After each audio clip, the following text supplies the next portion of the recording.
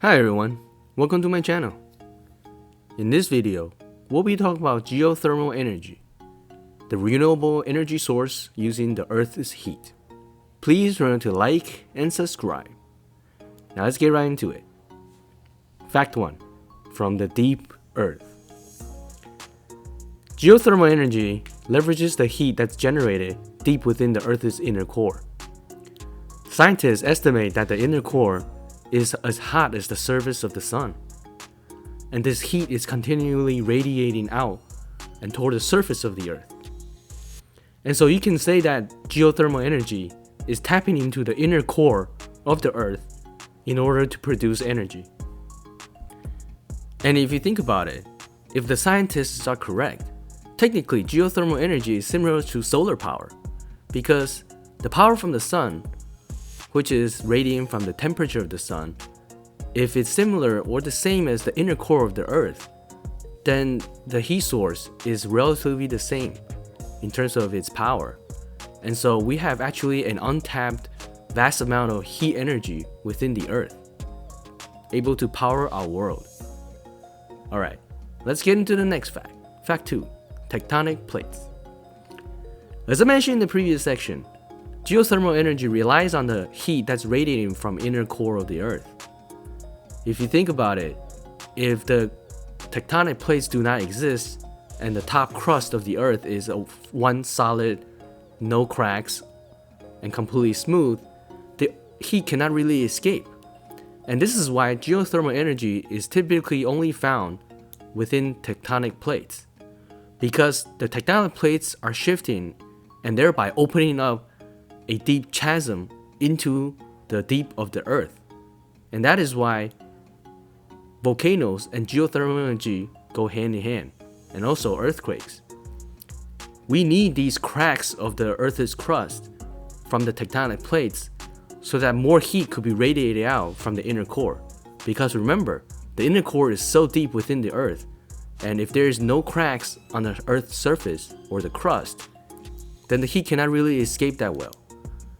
With the tectonic plates, where they're shifting against one another, creating a vast chasm deep into the Earth, that is when massive amounts of heat energy could radiate out of the Earth and toward the surface for humans to leverage. Cool. Let's get into the next fact. Fact 3. The geysers. The geysers is one of the largest geothermal energy power plants in the world. It's located in Sonoma County in Northern California. Here, because of the aforementioned tectonic plates, there are openings toward the deep of the Earth, and as a result, dry steam is emanated from this crack, if you will, of the Earth's crust. And the United States government was able to build a massive geothermal power plant on top of the geysers, utilizing the dry steam that's coming up, which is super hot, in order to generate power. As we'll get into the next section, there will be several ways to generate geothermal energy power. Dry steam is one of them. Dry steam is probably the easiest and most basic, and as a result, the geysers in Northern California is the largest dry steam geothermal energy power plant in the world. Here's a picture of the power plant itself. You can see that it is a massive geothermal energy power plant, and it is completely renewable and clean because it's simply leveraging the dry steam that's emanating from the Earth. Alright, let's get into the next fact. 3 types of power plants. As I was alluding to the previous section, there are several ways geothermal power plants could be constructed. We'll get into a little bit, but the one we just mentioned was called dry steam power plant. Dry steam power plant is the most basic and the oldest form of geothermal generation of electricity. Because if you think about it, most power plants leverage something to turn the turbines to generate power. And with dry steam, it is really a no-brainer. Take a look at this diagram. The dry steam from the ground is simply piped into the turbine, to turn the turbine, which then powers the generator and then produce electricity. Flash steam power, on the other hand, draws really hot water from underground and then with changes of pressure turn them into steam and then turn the turbines to generate power. The last type is the binary cycle power plant. In this type of power plant, the water doesn't need to be super hot.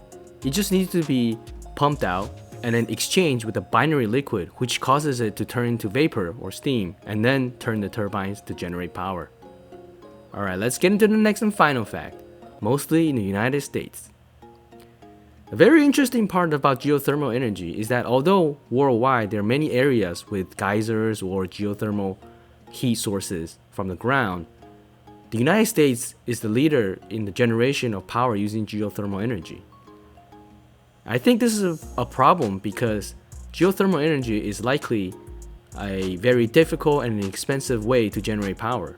In fact, even in the United States, most of the geothermal energy comes from California, which is one of the most richest and highest GDP states in the United States. And so California is able to enjoy geothermal energy, but not the rest of the world. And I think this is because geothermal energy is simply too costly to be viable. The cost to construct the power plant on top of a natural forming geyser or a location where there's geothermal heat source is probably too much to justify the return on investment in terms of the power that they generate. And so as a result, worldwide, it is still really only found in developed nations. United States and Japan are trying to change that. Japan has loads of geothermal energy heat sources, and they're looking to ramp up to be similar to the United States.